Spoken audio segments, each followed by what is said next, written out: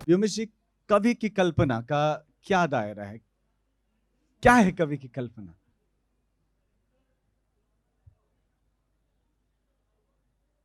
कवि की कल्पना यथार्थ है। यथार्थ का अनुभव या तो स्मृति है या तो कल्पना। कोई ऐसी कल्पना जो यथार्थ से टेक ऑफ नहीं करती, जायज और नीति सम्मत कल्पना हो ही नहीं सकती। कवि का एक पांव हमेशा जमीन पर होना चाहिए।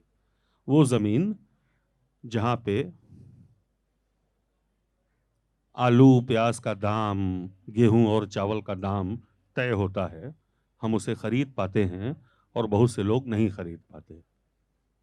जहाँ पे मिनिमम वेजेस की लड़ाई लड़ी जाती है, जहाँ पर कारखाने बंद होते हैं और कुछ दूसरे किस्म के संस्थान फलते फूलते हैं, बढ़ते हैं, आगे बढ़ते हैं। कुछ लोग गरीब होते जाते हैं, थोड़े से कुछ लोग अमीर होते जाते हैं। ये यथार्थ की भूमि या तो हमारा हमारी याद के जरिए व्यक्त होती है या तो हमारी कल्पना के जरिए। यथार्थ का अनुभव स्मृति और कल्पना के माध्यम से ही अभिव्यक्त होता है। कल्पना की जो रूमानी अवधारणा है, उसको तोड़ देता है आज का कवि कई टुकड़े में।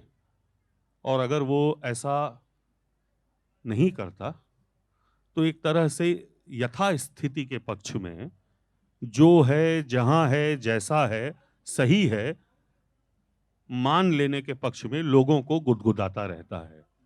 तो गुदगुदी करने वाले में और कवि में जो फर्क है, वही फर्क है रूमानी कल्पना में और यथार्थ वाली कल्पना में। लेकिन क्या कवि आपको नहीं लगता कभी कभी सख्त भी हो जाते हैं? जैसे आपने लिखा कि सांप्रदायिकता का अर्थ कमल का फूल।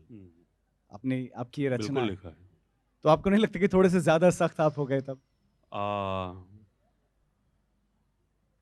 थोड़ा सा ज्यादा सख्त हो गया होऊंगा। आखिर ओवर रीडिंग भी तो एक तरह की रीडिंग है। जब हम किसी चीज को ज्यादा पढ़ लेते हैं, अंततः पढ़ के ही तो बोल रहे होते हैं। लिखा है, लिखे पर कायम हूं।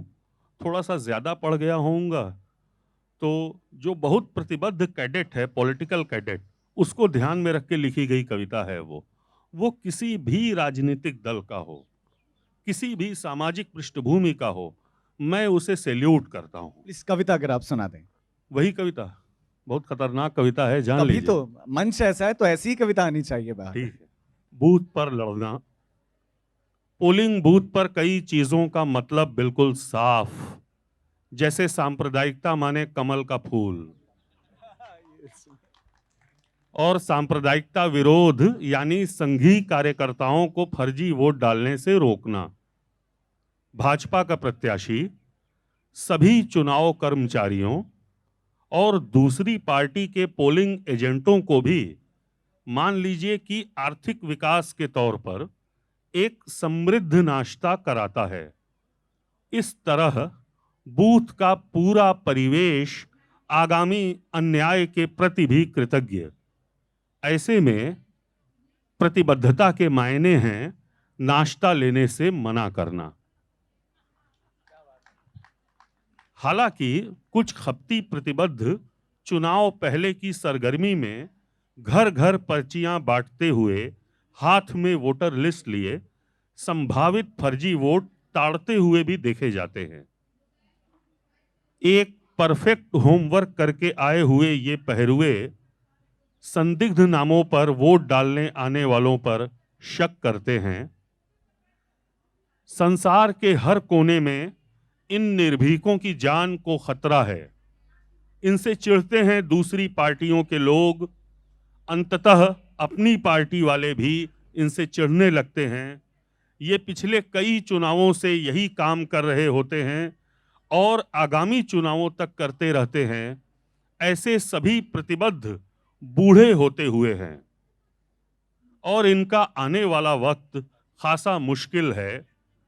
अब सांप्रदायिक 20-20 के जत्थों में बूथ पर पहुंचने लगे हैं और खुलेआम सैफुनिया, सईदा, फुन्नन मियां, जुम्मन शेख, अमीना और हामिद के नाम पर वोट डालते हैं।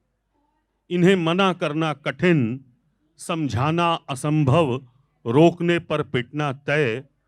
इनके चलने पर हमेशा धूल उड़ती है। क्या बात है। ये हमेशा जवान होते हैं, कुछ कुचलते हुए आते हैं। गालियां वाक्य विन्यास तय करती हैं, चेहरे पर विजय की विकृति। सृष्टि में कहीं भी इनके होने के एहसास से हर एक को डर लगता है।